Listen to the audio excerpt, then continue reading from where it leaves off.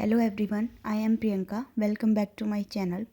So we read chapter first in the last class, what, where, how and when, and last topic is Sulaiman and Kirthar hills. So इसके बारे में हम और जानेंगे कि सुलेमान और किरथर हिल्स लोकेटेड थी पाकिस्तान में और forming part of the Hindu Kush mountain system, और यह हिंदू कुश पर्वत श्रृंखला का एक हिस्सा है. सो हम इसके बारे में थोड़ा और जानते हैं कि इसी क्षेत्र में कुछ ऐसे स्थान थे जहां लगभग 8000 वर्ष पहले स्त्री पुरुष ने सबसे पहले गेहूं जौ जैसी फसलों को उगाना आरंभ किया, और सबसे पहले इन्होंने भेड़ बकरी गाय बैल को पालतू बनाना आरंभ किया. सो दिस इज़ गारो खासी hills map. So the Garo and Khasi hills are major hills ranges in Meghalaya, and this is Vindhya range. So यहाँ पर भारत के पश्चिम मध्य भाग में स्थित एक प्राचीन पर्वत श्रृंखला है जो विंध्या रेंज है, और जो गुजरात से होकर मध्य प्रदेश, छत्तीसगढ़, उत्तर प्रदेश और बिहार तक फैली है. सो this is your another map for Vindhya range. So let's start today's class topic. So this is your Sindhu नदी, और ये इसकी सहायक नदियाँ हैं, और सहायक नदियाँ उन्हें कहते हैं जो एक बड़ी नदी में मिल जाती हैं.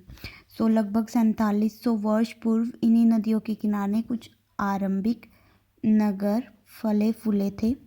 सो this is your Ganga range. So इसमें आपकी लेफ़्ट एंड राइट.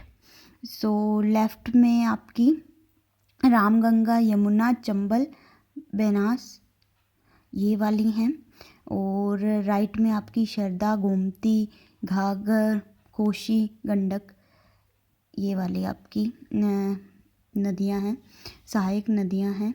सो इसमें एक सोन नदी के आसपास एक मगध राज्य स्थापित हुआ जिसके सबसे महत्वपूर्ण शासक थे Bimbisara. So world has 7 continents. Asia जिसमें से एक है, और दक्षिण एशिया आधुनिक भारत जिसमें, और पाकिस्तान, बांग्लादेश, नेपाल, भूटान और श्रीलंका, और Afghanistan, Iran. So this is दक्षिण एशिया जिसमें आसपास के क्षेत्र ईरान, चीन तथा म्यांमार आदि पड़ोसी देशों को दर्शाता है. सो दक्षिण एशिया एक महाद्वीप से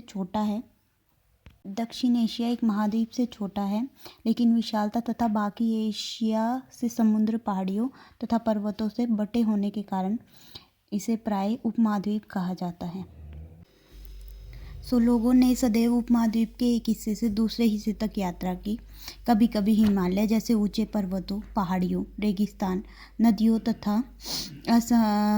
तथा समुद्रों के कारण यात्रा जोखिम भरी होती थी. फिर भी ये यात्रा उनके लिए असंभव नहीं थी. अतः कभी लोग काम की तलाश में तो कभी प्राकृतिक आपदाओं के कारण एक स्थान से दूसरे स्थान जाया करते थे.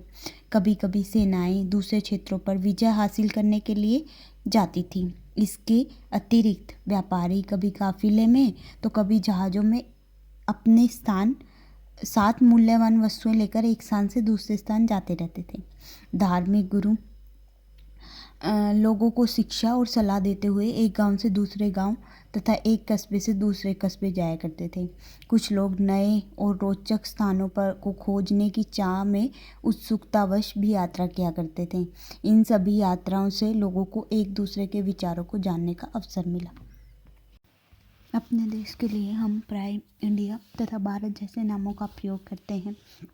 सो इंडिया शब्द इंडस से निकला है, जिसे संस्कृत में सिंधु कहा जाता है.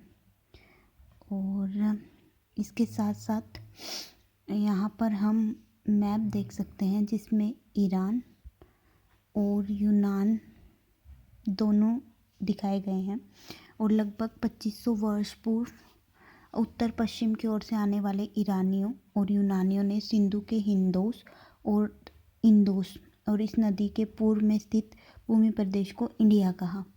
भरत नाम का प्रयोग उत्तर पश्चिम में रहने वाले लोगों के एक समूह के लिए किया जाता था और इस समूह का उल्लेख संस्कृत के आरंभिक लगभग 3500 वर्ष पुरानी कृति ऋग्वेद में भी मिलता है। बाद में इसका प्रयोग देश के लिए होने लगा था।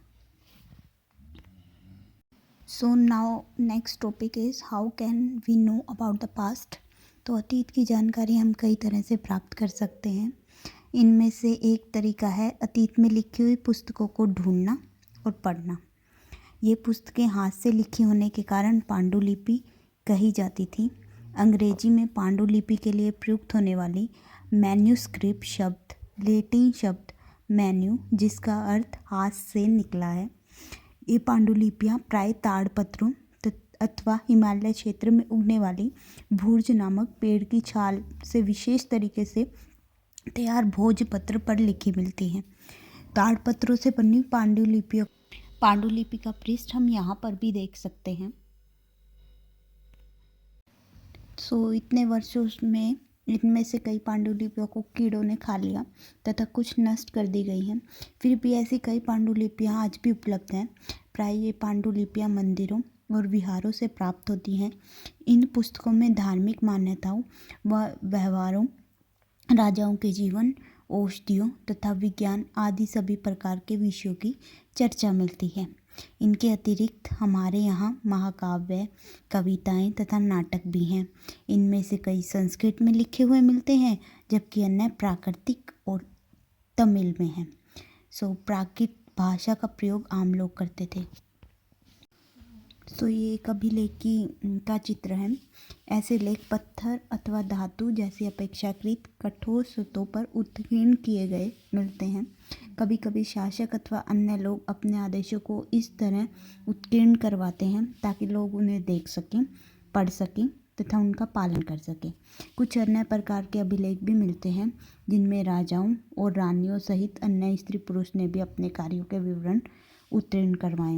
उदाहरण के लिए प्राय शासक लड़ाइयों में अर्जित विजयों का लेखा जोखा रखा करते थे। ये अभिलेख जो हम देख पा रहे हैं ये 2250 वर्ष पुराना, लगभग 260 से 250 ईस्वी पूर्व पुराना अभिलेख जो वर्तमान अफगानिस्तान के कंधार से प्राप्त हुआ है और यह अभिलेख अशोक नामक शासक के आदेश पर लिखा गया है और यह अभिलेख इस क्षेत्र में प्रयुक्त होने वाली यूनानी तथा अरेमाइक नामक दो भिन्न लिपियों तथा भाषाओं में है। इसके अतिरिक्त अन्य कई वस्तुएं अतीत में बनी और प्रयोग में लाई जाती हैं। ऐसी वस्तुओं का अध्ययन करने वाला व्यक्ति पुरातत्वविद कहलाता है। पुरातत्वविद पत्थर और ईंट से बनी इमारतों के अवशेषों, चित्रों तथा मूर्तियों का अध्ययन करते हैं। वे औजारों, हथियारों, बर्तनों और आभूषण तथा सिक्कों की प्राप्ति के लिए छानबीन तथा खुदाई भी करते हैं। इनमें से कुछ वस्तुएं पत्थर, पक्की मिट्टी तथा कुछ धातुओं की बनी हो सकती हैं। ऐसे तत्व कठोर तथा जल्दी नष्ट न होने वाले होते हैं। ये एक प्राचीन नगर से प्राप्त पात्र है। इस तरह के पात्रों का प्रयोग 4700 वर्ष पूर्व होता था। और दूसरी तरफ एक पुराना चांदी का सिक्का है। इस तरह के चांदी के सिक्कों का प्रयोग लगभग 2500 वर्ष पूर्व होता था। इतिहासकार उन्हें कहते हैं जो अतीत का अध्ययन करते हैं।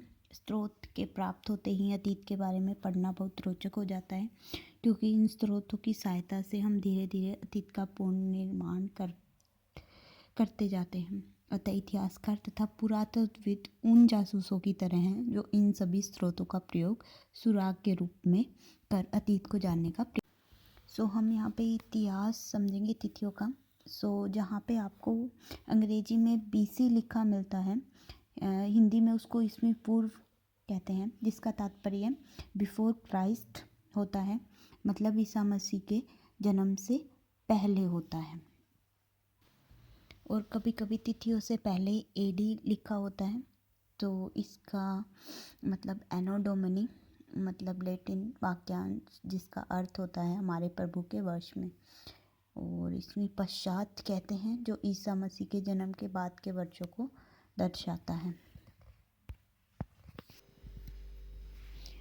कभी कभी हमें AD की जगह CE तथा BC के स्थान पर BCE का प्रयोग मिलता है।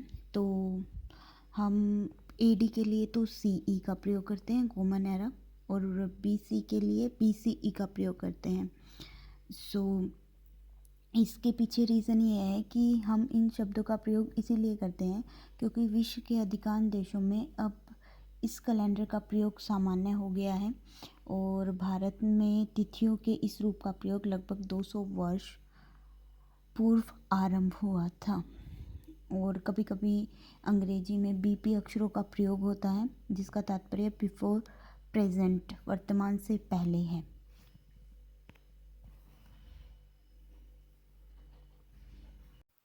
So the reading part of this chapter is done now. So here are today's class quiz question.